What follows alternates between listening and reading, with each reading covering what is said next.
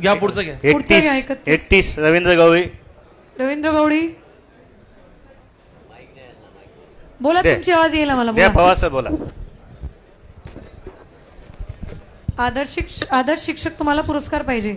नाही नाही वेतनवाढच्या बाबतीत अर्ज केलेला होता मी तुम्हाला मागच्या वेळेस भेटलो होतो आम्ही 12 जण कोर्टात विषय गेलो काय होतो. यांचं? मॅडम जुने आदर्श शिक्षक पुरस्कार ज्यांना एक वेतनवाढ लागू एक होते. वेतन सर, एक वेतनवाढचा विषय कसा आहे की ते हे म्हणतात सेस मधून त्याला द्या.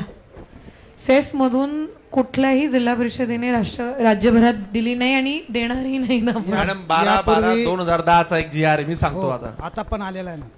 12/12/2010 चा का 20 चा जी आर तो तारीख साल 12/12 ची तारीख किती अशी त्या तारखेचा एक जी आर आहे. यांना एक निवृत्ती वेतन वाढ दिली पाहिजे.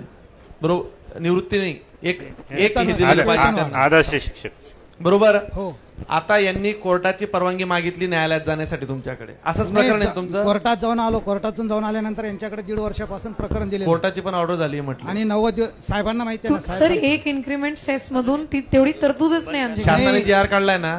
जी आर सेसचं नाहीये सर, डायरेक्ट. एक काम करा, यापूर्वी 115 ते 20 लोकांना कसं काय दिला म्हणजे कुठल्या वर्षात दिला? 23 पूर्वी.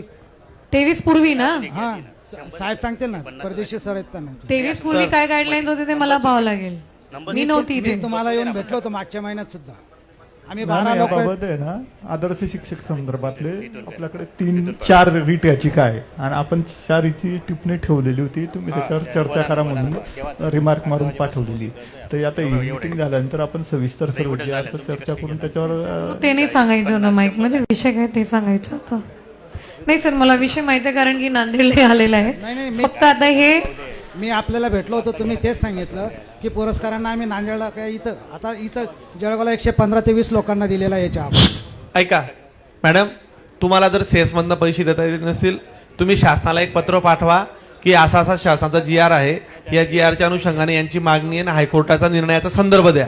हायकोर्टाचा निर्णय झालेले आहेत काही कोर्टाचा लोकांचे. निकाल दिला. शासन त्याची तरतूद करेल, त्याचा पाठपुरावा मी करतो वरती. मी ठीक आहे. शासनाकडे पाठवून देते. थँक्यू. ग्रामविकास विभागाला मी पाठवतो वरती. डवले साहेबांशी मी बोलतो, तुम्ही पण बोला. मी करते सर. ठीक.